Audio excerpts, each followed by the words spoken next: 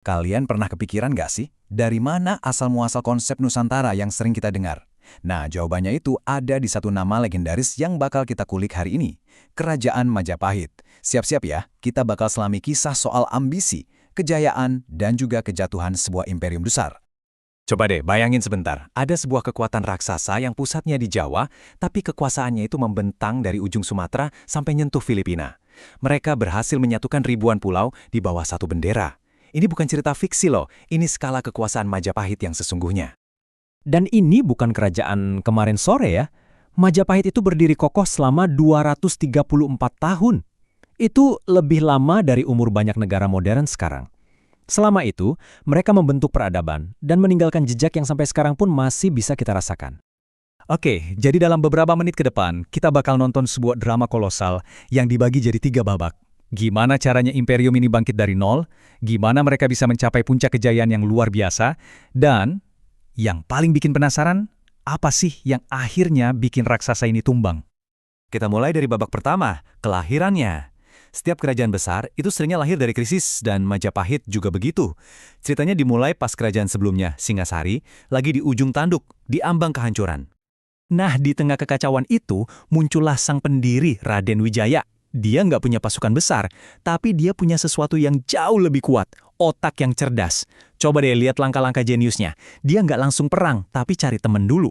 Terus cerdiknya, dia manfaatin pasukan Mongol yang lagi datang buat nyerang, tapi dia arahin buat hancurin musuhnya Jayakatwang. Begitu semua lawannya beres, baru deh dia dirikan kerajaannya sendiri. Ini bukan sekedar perang biasa, ini catur politik tingkat dewa. Tapi, mendirikan kerajaan itu baru langkah pertama. Tahun-tahun awal Majapahit itu penuh banget sama pemberontakan dari dalam. Justru dari kekacauan inilah lahir seorang tokoh yang namanya bakal dikenang selamanya. Bayangin deh, pemberontakannya itu parah banget sampai istana sempat dikuasai musuh.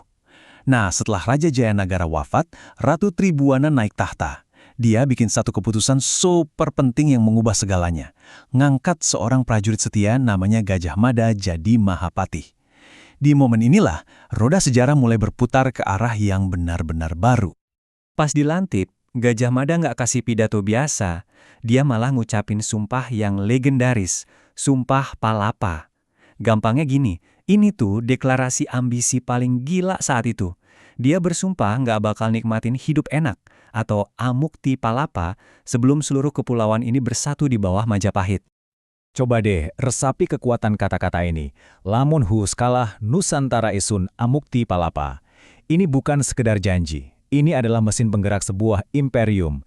Sumpah inilah yang jadi bahan bakar ekspansi Majapahit puluhan tahun ke depan. Sebuah visi besar yang bakal diwujudkan, baik dengan diplomasi maupun dengan pertumpahan darah. Dan sumpah itu ternyata bukan omong kosong. Di bawah raja berikutnya, visi ambisius Gajah Mada ini jadi kenyataan. Selamat datang di era keemasan Majapahit. Setiap zaman keemasan itu pasti punya duet mautnya. Kalau di Majapahit, itu adalah Raja Hayam Wuruk, sang visioner, dan Mahapati Gajah Mada, sang eksekutor. Mereka berdua ini the dream team, yang mengubah Majapahit dari kerajaan biasa jadi imperium maritim dan pusat dagang yang paling disegani di Asia Tenggara. Jadi, seberapa luas sih kekuasaannya? Wah, ini jangkauannya bener-bener gila. Bukan cuma seluruh Nusantara dari Sabang sampai Merauke ya, tapi pengaruhnya itu sampai ke Semenanjung Malaya, Singapura, bahkan nyentuh sebagian wilayah Thailand dan Filipina. Ini adalah skala kekuasaan yang belum pernah ada sebelumnya di kawasan ini. Tapi, seperti di setiap cerita hebat, selalu ada ironinya. Justru pas lagi di puncak-puncaknya, saat Majapahit kelihatan gak terkalahkan, benih-benih kehancurannya itu justru mulai ditanam. Ada 2 peristiwa yang jadi retakan besar di fondasi Majapahit. Pertama, tragedi Bubat, yang harusnya pernikahan politik malah jadi pembantaian. Ini ngerusak reputasi dan hubungan diplomasi Majapahit. Terus, yang lebih parah lagi, setelah Hayam Wuruk wafat, terjadilah Perang Paregreg. Ini bukan lagi perang lawan musuh luar, tapi perang saudara rebutan tahta.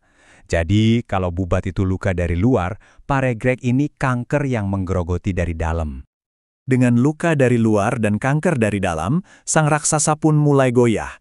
Imperium yang tadinya begitu perkasa, sekarang mulai berjalan pelan menuju babak terakhirnya, keruntuhan.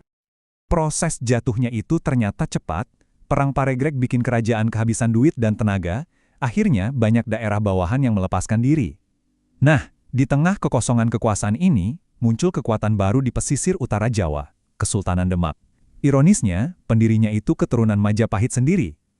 Puncaknya, di tahun 1527, sang murid akhirnya mengalahkan sang guru. Serangan dari Demak jadi paku terakhir di peti mati Majapahit. Runtuhnya Majapahit ini lebih dari sekedar jatuhnya sebuah kerajaan. Ini adalah penutup sebuah era. Era kerajaan-kerajaan besar Hindu-Buddha di Nusantara resmi berakhir, dan babak baru, era Kesultanan Islam pun dimulai. Tapi pertanyaannya, apa iya sebuah imperium sebesar Majapahit bisa benar-benar lenyap begitu saja? Kerajaannya mungkin hancur, tapi gagasannya, warisannya ternyata jauh lebih abadi.